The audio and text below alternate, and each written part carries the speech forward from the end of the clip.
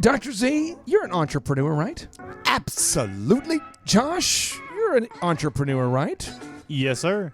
I got to ask you guys, if somebody said to you, Dr. Z, hey, if I put in exactly $57,000 into buying a Dr. Robert Zellner optometry clinic, Okay. when will I make my money back? What would you say to him? Soon and very soon. Josh, if you said, hey, I'm going to put $57,000 into a living water irrigation, when would I make my money back? How hard do you want to work? This is interesting because a lot of people ask, Oxi Fresh, hey, they call them and say, hey, I want to buy a franchise, but when will I make my money back? What's my return on investment? And on today's show, Matt Kline, the franchise brand developer with Oxi Fresh, shares with you realistic expectations about when you can expect to make some compensation when you buy an Oxi Fresh franchise anywhere across this great nation. So you see that I rhymed 3 times. That's impressive. Some shows don't need a celebrity narrator to introduce the show, but this show does. 2 men, 8 kids, co-created by 2 different women, 13 multi-million-dollar businesses. Ladies and gentlemen, welcome to the Thrive Time Show. 3, 2, 1, here we go! Started from the bottom, now we here. Started from the bottom, and we'll show you how to get here. Started from the bottom, now we here. Started from the bottom, now we here. Started from the bottom, now we here. Yes, yes, yes, and yes. Thrive Nation, on today's show, we have an incredible guest by the name of Mr. Matt Kline, who is the brand developer for Oxi Fresh carpet cleaning systems and franchising. Should you be interested in buying a franchise, and specifically an Oxi Fresh franchise, and you pick up the phone or you go to the website oxifresh.com, you fill out the form because you want to escape from the norm of businesses that fail, and you want to purchase a business that does well, at least historically, then the guy who's going to respond to you is either M or M. You got Mike or Matt. And on today's show, we've got Plan B. We couldn't get Mike. We've got Plan B. Matt Kline, welcome onto the show. How are you, sir? I'm doing great. How are you? We want to know. I mean, how excited are you to be Plan B? Well, it's better than Plan A, I guess, depending on who you are. Well, Mike, I mean, it's always our Plan A, and I appreciate it. I'm always our Plan B. You're Plan B guest, and I'm the Plan B host, so the whole thing works out great. The B team here. Yeah, there's a lot of room for Plan Bs in the world, so we're here. Okay, now I want to ask you this on behalf of Team B. There's a lot of people out there that aren't Elon Musk. Wow. Mm-hmm. A lot of people that aren't Elon Musk. Josh, I don't know if you're aware of this, but a lot of people aren't like Steve Jobs level where they're like genius next level. There's not a lot of those folks. Then there's not a lot of people that, are Einsteins. Not a lot of those folks. Maybe there's more people that work at Einstein's Bagels than Einstein's. But there's not a whole lot of people that are Richard Branson level, not a whole lot of Bill Gates, not a whole lot of... And as a dude, sometimes you look up and you go, why am I not Bill Gates or Steve? Because it can be easy to kind of go, what am I going to do? How am I going to provide for my family? I'm good at some things, but how am I going to make my mark on the planet? How am I going to achieve time freedom? And I think that's a great place where franchises show up as a good option. Wouldn't you agree, Matt? I mean, if you're somebody who's a diligent person, but you can't do 360 dunks on the NBA court, or you're not a super skilled musician, or you're not a genius, isn't a franchise a great way to minimize your risk? Certainly, yeah. Give you an opportunity for some, income potential that you may not have in a normal job. Give yourself some time freedom. Give yourself the ability to become an owner of a business, separate employee, without all the risk of going out on your own and having some support there with an already proven model. Certainly a less risky option for owning a business, certainly with the franchise world. In the franchising world, I think the statistics show consistently, no matter what studies you look at, that 9 out of 10 small businesses by default fail, but in franchising, only 1 out of 10 fail. I mean, it's like a reverse of the average. I mean, so they're much more of a safe investment, although no investment is guaranteed. And now Josh will begin to interrogate Matt about this idea of buying an Oxi Fresh or buying any franchise. The question I'm sure you get asked probably every day, it's when will I make my money back?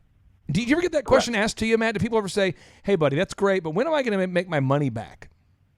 Yeah, I get that question a lot. Return on investment's a big question. So those are all very valid questions that are asked to me. I always tell people the situations in which you're in and how you run your business will also dictate that. But we can actually get down to some pretty easy kind of answers to some of these questions because we do know what our average job ticket is. Typically, we do know what one employee can accomplish in a given month in terms of capacity of sales.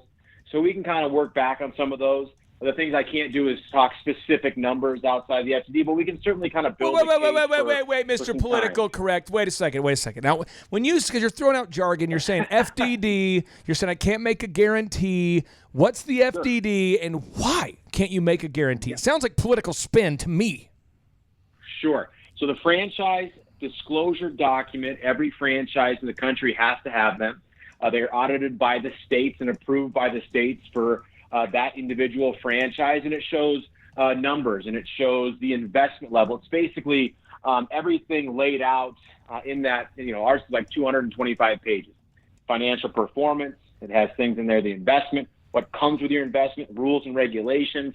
It lays out everything there, so you have a realistic approach to looking at the business, and it goes over everything. So the FDD, we are regulated, so we can't talk numbers outside the FDD. Because those are not audited by the state. When you say you can't make statements outside of the FDD, I think Josh might want to know. I think a lot of listeners want to know who haven't obsessed about franchising disclosure documents like I have. And Josh, you can one-up me here. But what kinds of things can you disclose? I mean, can you go, well, technically, I can say our name is Oxi Fresh. Sure. I mean, what can you say or what can you not say? Yeah, we can talk about the business itself. Right, we can talk about our marketing programs that we utilize. What I can't do is give you projections. Like I can't say you are going to make this amount of money because there's too many variables there. So projections, they do not allow us to tell you projections. We can talk the numbers in the franchise agreement. For instance, like I can tell you that our average ticket residentially is going to be somewhere between 165 and 185. That's an audited number, right? Per job. So then we can work off something like that. We know that, for the average employee with Oxi Fresh working a full schedule, they can do around, $13,000 to $15,000 a month in sales if they're at a full schedule. But there's factors in there, right? So if that person works 5 days a week, but they only work 12 to 5, they're not going to be able to reach that number. So we just kind of work through the program, see how you're going to run the business. If someone's going to run it semi-absentee, we need to actually dive into that. How much time are you going to do it? Are you going to be doing the jobs? You're going to have an employee doing the jobs, right? So there's all sorts of different scenarios we want to talk through to basically build a case whether the business would be a good fit for somebody or not, and not one person's going to be the same. Paint him into a corner. Make him just Josh, go for it. Awesome. Hey, Matt, so the question I would have, because I've honestly never read a FDD in my life. So I can you send just you one if you want to? I think I would rather read a different book, but to appease you, send it to me and I'll highlight and take a bunch of notes. So can you discuss historical data then? In that you're saying obviously you have a bunch of rules and regulations you have to adhere to, but can you tell me this location historically has done this? If somebody's wanting to really dive into it and kind of get a good grasp, can you just discuss historical data off of locations? If you did a audit of your franchise disclosure document that went into every single location, then yes, you could do that. For us, we do sales, we do brackets, so we do we do high performing, mid performing, low performing, right? And so we wouldn't do the individual franchisee. We would do more of a broad scope of the franchisees in our system that get into a certain category of sales amounts. If somebody's a low performer, do you refer to them as the anchor? We do not, at least not legally in the FDD.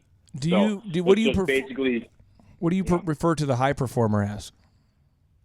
The high performers would be people that have multiple franchise or multiple technicians in the system.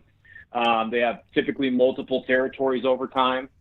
So. And low performers, by the way, it just means the number. They're in the lower quartile of performance. No, you just tell yourself that. You tell yourself that. This is what you are. You know what you are? You're pulling a kid aside, Bob, and you're going, Bobby, here's the deal. You're not going to be playing on this game and on this team. You're not going to be at the end of the bench over there, Bobby. That's a vital role. Okay, that's what we would call the Jack Haley position. Now, he was a towel waver for the Spurs. He cheered on Dennis Rodman, who encouraged the team, and that's what you're going to do. So you get on the end of that bench, and you understand that the bench would flip over, Bobby, if you weren't at the end of it, because there's other people at the other end of the bench. Bobby, there are people who could be getting splinters in their derriere if you weren't on that check-in at every moment of every game. Bobby, I want you to get back on that bench and cheer, because you, my friend, are the 12th man. That's what you just did, Matt. You're giving us political spin. You're not answering the questions. I have another question, and then Josh wants to one-up me here. So let's talk about return on investment. People ask you directly all the time, what kind of return on investment can I expect? I'm putting in $57,000 approximately into buying an Oxi Fresh. I've read the franchise disclosure document. I've looked at the high, the mid, the low. I've heard your political spin about kids who are bench warmers and telling them that they're not anchors. I get it, but I'm asking you, do people ever ask you about the return on investment, and what can you say or not say about that? Yeah, the return on investment's a big question that I get. I think over the time, I feel like people's understanding of return on investment can be a lot different. Right. Some people will say, what's my return on investment? When am I going to make my money back? Some people are going to say, when am I going to reach a certain type of paying my investment back, or how am I going to make money? So we just kind of talk through that. So I don't know a lot of what that individual situation is going to be. So return on investment is very situational, right? We can talk about when you get an employee, for instance, to about half a schedule, which is 35 jobs, you should be doing somewhere between $6,000 and $7,000 in sales. Now, how you run your business will dictate what your return on investment is. At that point, you might be bringing more money in than which is going out. But if you buy a $70,000 truck, come on now, it costs you $1,000 a month. Oof. Then that may take you a little longer, right? So we talk a little bit about that. So let me ask you this, Matt. So you mentioned low, mid, and high. So I just want to understand this. So you're telling me that if I spend $57,000 and I get an Oxi Fresh franchise, are you telling me that I can't just stay at home and play Madden? Are you telling me that I still have to get up and go to work? So are you saying that I can't just use other people's money and buy a franchise and then I'm a millionaire overnight? Are you telling me I still have to work? I just want to know if you can disclose that. He's not saying that you can't just use other people's money and Tai Lopez your way to success. That's not what he's saying. Matt, is that what you're saying? So there's low, mid, and high. I'm telling you, you absolutely can go do that. But you probably will not be in the top portion of our performers there. But it's also to be noted, there are very good franchisees that are in that lower level. And what they are is they're owner-operators that bought that business to be an owner-operator that didn't want employees. And maybe we're not structured now to really have that as our main type of franchisee, because most people want to grow. But if you have an owner-operator business, they can only do so many jobs because they are doing them, right? If you get to the full capacity of one person, that's what you bought the business for, I would say you're successful because you did what you wanted to do. But in the grand scheme of Oxi Fresh, we can get a lot more out of an individual territory than just an owner-operator. So we'll, again, talking through the situation of that individual, what they're trying to accomplish, then we can kind of work our way back and figure out what's going to be the best situation for that individual franchisee. Sitting on the couch and playing Madden, probably not the best, but it doesn't mean you have to throw your Xbox away. So was that a real political way of saying, yes, I would have to work to be successful? Yes. I feel like what Matt I want to make sure that Matt understands what America thinks he just said. And by the way, one of Matt's franchisee leads, his newest lead, we can't confirm or deny it. Well, we think the lead is by the name of Clinton.